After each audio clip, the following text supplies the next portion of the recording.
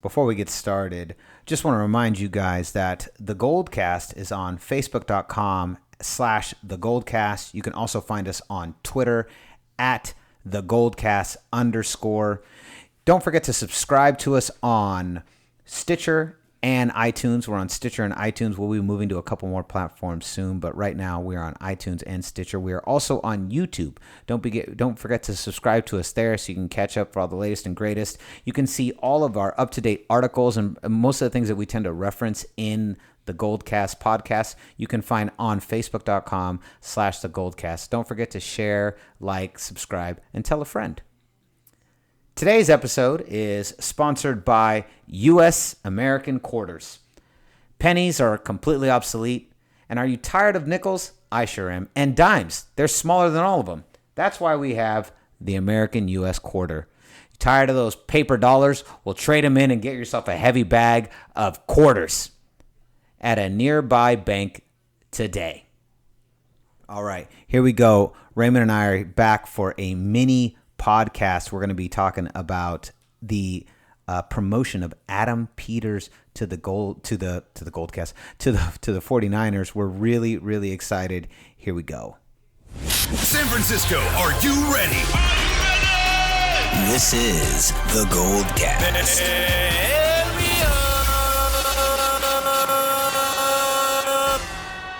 Boom!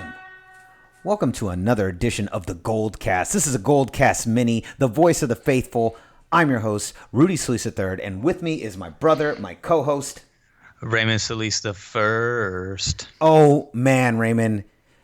I woke up this morning at about 7:55 a.m., and here's my normal schedule. Normally what I do is I wake up about 7:55, between 7:50 and like 8:10 every morning, right?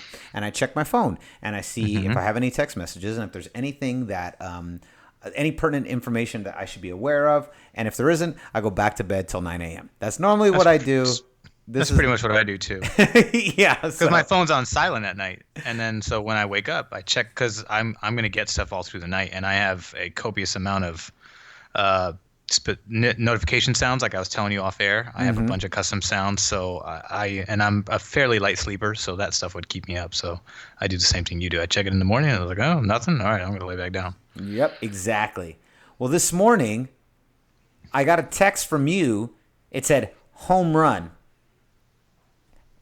49ers hire Adam Peters as VP of Player Personnel. He was the former head of college scouting for the Denver Broncos. 49er faithful!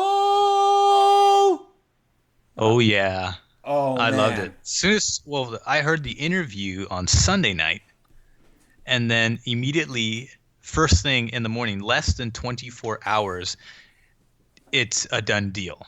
I mean, that is pretty impressive from a guy who's never been a GM before to pick one of the best scouts from one of the most recently successful teams. And by the way, he was also the scouting assistant and pro scout and area scout for the New England Patriots from 2003 to 2008. So that is, and there's 3 Super Bowl trips, 2 wins, 1 loss within that stretch, or I think 2 losses, right? 49er faithful! Yeah. I feel like... And he also had 2 trips with Denver, so he's had 4, 5, 6. He's been part of 6 different Super Bowl campaigns, 3 of which they have won, 3 of which he's lost. But the point is, just getting there, being a part, having a hand in putting those squads together, it pretty much punches your ticket in terms of credibility. And the fact that we got this guy and he's now RVP, that's just speaks volumes, not only to John Lynch's ability to command respect and intrigue to draw people into, but also the first step in a new culture in San Francisco, hopefully towards the right direction. Raymond, I have one thing to say to this. What's that? 49er faithful! I picture myself standing on top of the pyramid building with a chalk line jacket on, and I'm like swinging a 49ers flag, calling for all of us to assemble. Assemble here. I get like a horn. It's like, and all, like every 49er faithful like looks up and they go, we're being called. We're being called. And then and everyone runs into the street and I'm just waving the flag on top of the pyramid building for everyone to join us in a new day for the 49er faithful. Now, here's the thing. I was watching ESPN today, and they said some really interesting things that I agreed with, that I didn't know that that made more sense. That John Lynch was in some of the rooms watching John Elway rebuild the Broncos.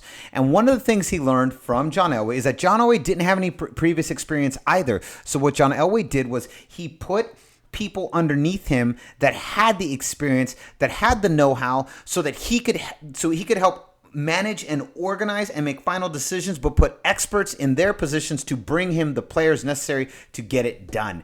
And that is exactly what Adam Peters' hiring does. It gets me so pumped. It's super smart. I would rather take the head of college scouting from Denver than I would from Green Bay. They have been there recently. They went there with the number one offense, and then 2 years later, we're back with the number one defense. And the fact that they were able to completely adapt to what was happening in the NFL at the time, and they were able to completely change the culture of the team, change the personnel, and to go back to the Super Bowl. That is the guy that I want. That's the kind of guy that John Lynch needs in there. And I was so excited. I have to admit, after we recorded on Sunday, I was texting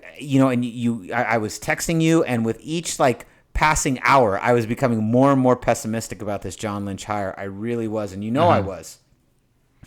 I know, and it's actually a lot of people were. Only those close to John or people who have crossed paths with John were very, very positive about the hire, because he's a high character guy, super intelligent.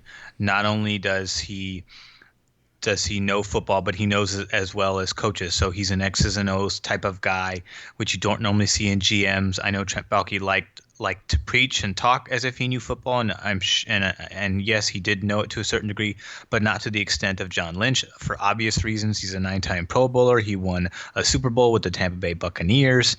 He was actually, when he was in Stanford for his senior year, he was actually a quarterback up to that point. And then Bill Walsh had taken over the coaching at that time, and this was in the 90s when he had left the team to George Seifert and went to go coach Stanford for a few more years. And this is after he won 3 Super Bowls, and that very next year, George Seifert won the back-to-back Super Bowl in '89. So at this time, he had gone back to coach. John Lynch was a quarterback. He begged John Lynch to come back and said, "Hey, I want you to come back for your senior year. Come play for me. I'll coach you, and I want you to move to safety because I think you can become a Pro Bowl safety." And John Lynch said, he said in his interview, his welcome interview to the press today, that he thought Bill Walsh was crazy. But how did that turn out for John? Well, now he's in one of the finalists to become part of this year's Hall of Fame class. Wow, I didn't know that story, Ray. That's amazing. I didn't see the presser with John Lynch, so that's incredible. Well, it wasn't a formal a visual presser. It was a phone conference because he's in Houston covering the Super Bowl per Fox. He thought that that he should honor his obligations that he had with Fox. Jed York encouraged this and said, "Yes, I think you should honor those obligations too.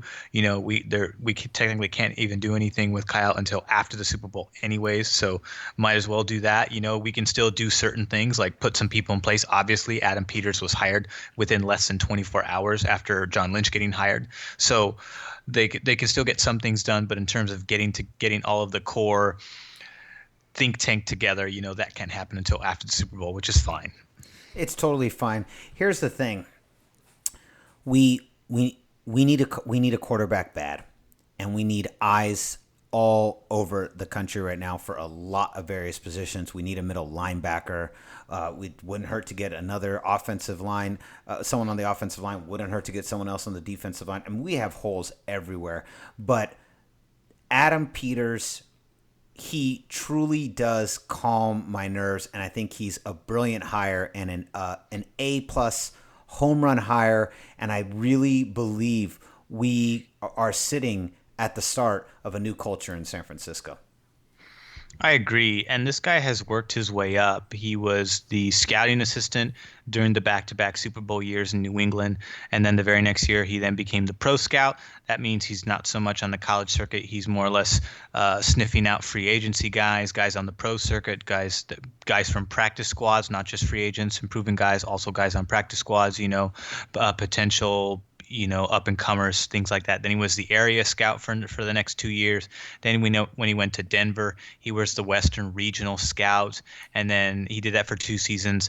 Then the following 3 seasons, he was the National Scout, and then after that, for the next 2 seasons, he was the Assistant Director of College Scouting. So there he was, the number 2 man next to the guy that oversees the director of college scouting, next to the guy that oversees all of the college scouting. So all of the college talent, obviously they're reporting and getting information from their scouts who are on the ground looking at stuff.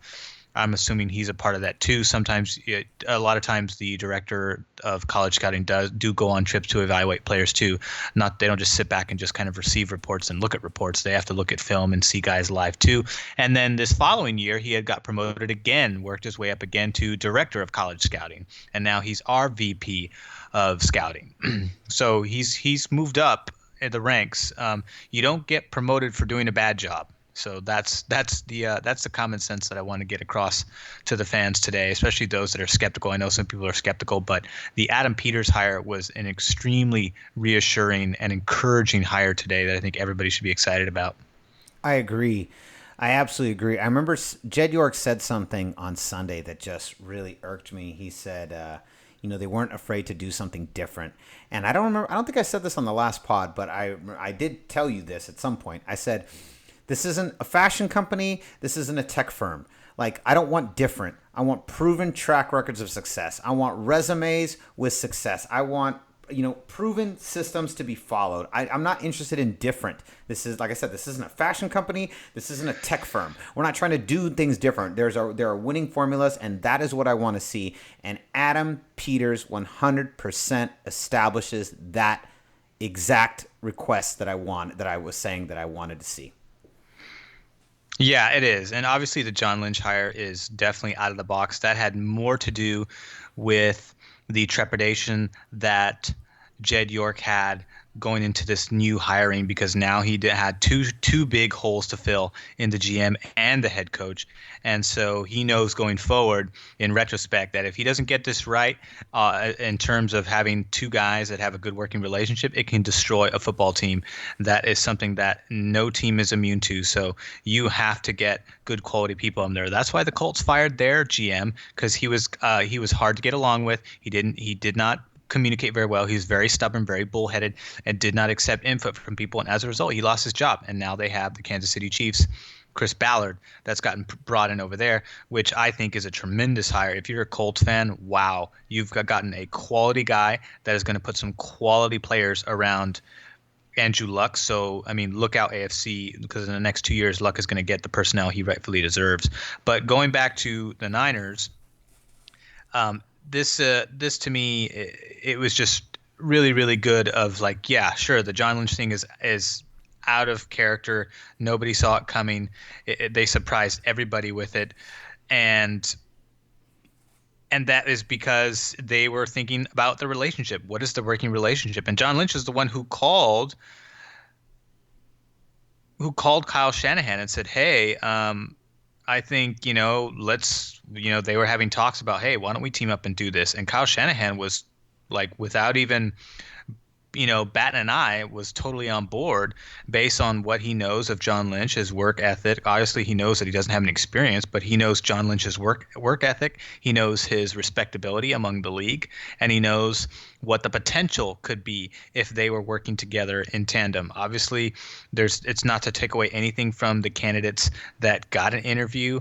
Terry McDonough was very humble and said very nice things about John Lynch and was congratulatory towards him. So he was a pro about it. I don't think there were any comments from the Minnesota guy. Not sure if they got any. I didn't see any reports on that.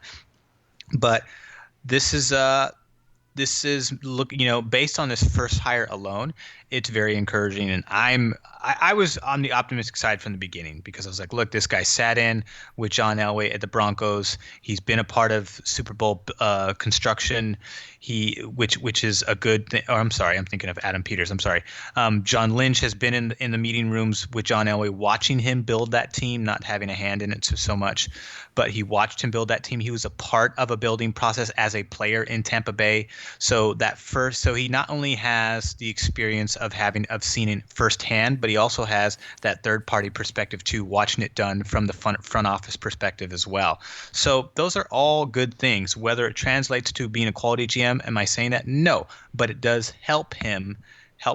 It will help him going forward here, and also modeling John Elway by hiring people who have the pedigree underneath him so that he can get it right. Because if you hire people that don't know what they're doing just as much as he does, then it's going to fall flat on its face. But if he hires it's the blind leading the blind at that point. Exactly. So he's putting quality people up there. That's a part of the general. That's one of the ingredients of the general formula for success, is to go and seek out people who have done it before, who do it, and you want to learn to do it. So you work with those people. That's exactly what he's doing. Yep, I think it's a fantastic hire. I'm super excited. We're so super excited. We had to drop a GoldCast Mini to discuss this real quick. Raymond, I think we've got it. I don't know about you, but I'm super excited about the draft. I can't wait to see what these guys do. Yeah, and see, that's the other thing too. A lot of people don't know. Some people are thinking like, what? Well, I'm just really concerned about John Lynch's ability to evaluate players. I'm like, well, you got to remember, even though he just got hired and he's probably not going to be running around looking at games because the college season is over, but he is going to be at the combine, and we've already had however many people we have on staff in our scouting department, probably about a dozen or half a dozen guys that have already been out there evaluating talent. So they're going to bring all those reports back. He's not just going to like sweep it off and then put in a brand new staff. He's going to say, hey, and he already made it clear that he's keeping Tom Gamble, and he'd be a fool not to keep a guy who's experienced. Once again, going back to that principle we were just talking about, this guy has experience. He obviously knows what he's doing, or he wouldn't have a job. So I'm going to keep him around and learn from him and see what he can bring to the table, and see if he's on board with our vision, going forward. For now he's around, but he's also going to evaluate him to see if he's going to play ball with them too, because if he's not, obviously he won't last long. But if he does, then it's just another experience piece to his puzzle. So don't worry, fans. We have a ton of scouts that are evaluating talent. Remember, Balky's the one who had final say on these picks. That's not to say that our scouts are bad. Our scouts are great. They have tons of guys that they bring over to them that they're evaluating, but the final say goes to the GM. That's how it works. In this case, it'll be a collaborative effort between John Lynch, I'm assuming Adam Peters as well now, and Kyle Shanahan, and whatever coaching staff he brings in too, because once they get hired, once the Super Bowl's over, they're going to go right back to work, and they're going to start breaking down tape of every player we've got to figure out who fits, who doesn't fit, and who do we need to bring in. Well, I'm really excited. I know you are too. 49er faithful, this is definitely a step in the right direction. Absolutely, 100%. We also have to remember there are a lot of holes. This team is a blank slate. We still don't have a quarterback. But, the nice part was that, out of all the teams, we were the most blank of states, and no one else had a quarterback. That also worked in our favor. Nobody had a quarterback. Whoever had a quarterback probably may have taken Kyle Shanahan away from us. Who knows? But no team had a quarterback. And so that worked in our favor. And what also worked in our favor is that we were just a blank slate. We were a blank canvas that you could paint any picture on. And I think that we have the personnel in place. I can't wait for this Super Bowl to end so that they can announce Kyle Shanahan as the official head coach, and we can get to work and start looking ahead towards the draft. Yeah, I agree. I'm excited to get to the draft now. Now that this guy Peters is in place, and you start from the top down, this is great because now you have a guy that can help train John, that can show John what it's like, because he's been working under Elway this whole time. So he's going to bring a lot of that wherewithal with him over to this, to our installation, and start to input that stuff. And John, of course, is going to feed it, because John is actually good friends with John Elway. So they're good friends. So John was obviously open to allowing Adam to go and explore this. And I think he said, quote, he said, "I know how much John Elway and the Broncos organization value and respect Adam, and I'm very grateful that they have allowed him to pursue such a tremendous opportunity. We are thrilled to have Adam join the team and look forward to creating something special together." And end quote. And here's the other thing, too, is that Parag Marathe, I think, because there was we're never going to know the specifics about what questions were asked in terms of control, but we do know that from John Lynch's interview, he said, they tried to ask, is Parag Marathe your boss? He kind of chuckled at it and said, hey, Parag's a good guy. And from what people have been telling me, he's one of the best in the business in terms of contract negotiation and budget balancing, which he absolutely is. We've said it numerous times on here. This guy has an MBA out of Stanford, and he's doing exactly what you should be doing with that degree. What he shouldn't be doing is meddling in football, because he's not a football guy. He's just not that guy. He's not a football guy. Hey, you're not a football guy. He's not that. But what he is going to do is he's going to help John and Adam and other people within the general manager and staff work out contracts for the players. That's what he does. So maybe he has an input and says, like, hey, I think he should get 4 years or X amount of years. And then Parag Marathe is going to put all the math together. Okay, how do the numbers fit within our budget, within our spending budget, and how can we make that work out long term with incentives, with bonuses? Do we want to have it trickle up as he gets older? Do we want to have it trickle down as he gets older? Typically, you have it trickle up as the player gets older, because as they get older, they want more money because they want to secure their retirement, of course. Understandable completely. But the thing is, I think this hire, and based on the terms, even though we don't know the details of the term, but based on little inklings that I got from his conference today with press, is that this is going to kind of more or less solidify his position or the dividing lines, meaning John Lynch is going to have a clear defined role, and he said he's going to report directly to Jed York. That is his boss, and Parag Marathe is going to maintain his current role and maybe have less to say or less input in the football operation, so to speak, not sort of contracts and numbers, but the football stuff, the X's and O's or percentages, because he's kind of he's kind of a money ball kind of guy. He's super heavy stats guy, loves that, and wants to be a part of the football knowledge think tank, but I just don't think he fits in that role. I don't think he ever will. I could be proven wrong, but I certainly don't want that to disrupt anything that we've established now with the new regime. Hey, Parag, take those cleats off. You're inside an office right now. Calm down. This is ridiculous. Yeah. Yeah, it's awesome. It's super awesome. I'm going to throw one more stat, one final Super Bowl stat before Sunday. I was telling you this morning, the 4 times the top scoring offense has competed in the Super Bowl, they have lost. They're 0 for 4. And the top 4 scoring offenses are the 2013 Broncos, the 2007 Patriots, the 1983 Washington Professional Football Team, and the 1967 Raiders. Having said that, that's still just 4 teams, but when added to the stat of every time the number 1 scoring defense has been in the Super Bowl, they've won 5 of 6 times. It does paint a darker picture, and as you and I always talk about, defense wins championships. But at the same time, this is my long game. I am throwing all the shade at and support towards the Pats because I secretly want the Atlanta Falcons to win. As do I. And I think the X factor is a couple of things. Number one, it is Dan Quinn having played the Patriots before. Number 2, I think it's Kyle Shanahan. The last time he faced the Patriots, he did not have this kind of coordinator running his offense. And even then, that Seattle offense hung toe-to-toe with New England.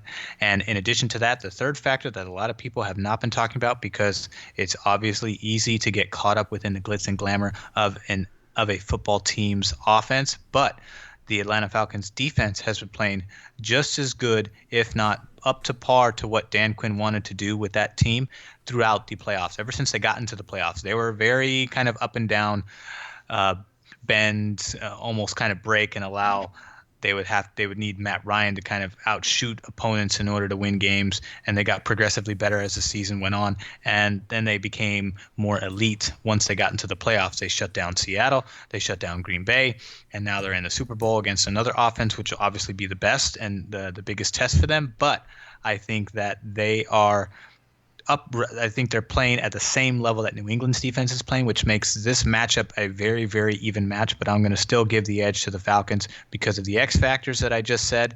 I think it's time for a new era of winners to come in there. It's time for the old regime to take a step back. There's also a little bit more balance on the Falcons side of the football, but not by much. So this is going to be a really good game, I feel. I think it's going to be a great game. I'm looking forward to it. And like you, there's that added incentive is with every quarter that drops, we get that much closer to the new era of San Francisco 49er football. Yeah, exactly. As soon as it ends, I'm just going to start waiting for the text messages to come in and my Bleacher Report to blow up so we can have an official announcement to Kyle Shanahan's hiring. I love it. Raymond, where can they find us? You can like us on Facebook at facebook.com/thegoldcast. You can also follow us on Twitter at @thegoldcast_. Make sure to add that underscore. And you can also subscribe to us via iTunes, YouTube, and Stitcher. That way, when we come live like we are today, although by the time you hear this, it will be recorded and put out. But when that happens, you can get a notification, and then you can just turn it on, pop it in, listen, do it while you're working out, do it whenever, do it before you go to bed so you can have nice, sweet 49er dreams, whatever the cases may be. But make sure if you're doing it on YouTube to click that little bell because you will not get notifications from YouTube, or at least they're inconsistent unless you click that little bell. That way you do it. It's a new thing with YouTube. I don't know why they did that, but that's what you have to do in order to get notifications from YouTube. If you are big on YouTube, I'm big on YouTube. I love Stitcher as well. So whatever works for you. Raymond, where can they find you? You can find me on Twitter at Ray Solis. And you can also find me on the Facebook page, not my personal Facebook page, but the GoldCast Facebook page. I'm usually the one that responds to people, and I'm usually trying to do my due diligence to get articles or Niner news up there as fast as possible so you guys can catch it and catch it well. And I'm usually trying to put up articles about Niner news up there on the page as fast as possible for you guys. Heck yeah, you are. You do a fantastic job. You can find me on Instagram and Twitter at Rudy Solis 3rd, at Rudy Solis 3RD. So concludes another edition of the GoldCast. We are the voice of the faithful. I'm your host, Rudy Solis 3rd, and with me is my brother, my co-host, Raymond Solis first, baby. Boom! 49er faithful! We're coming back. We're coming back, baby. We'll see you next time. Same GoldCast time, same GoldCast channel. Boom! This is the GoldCast.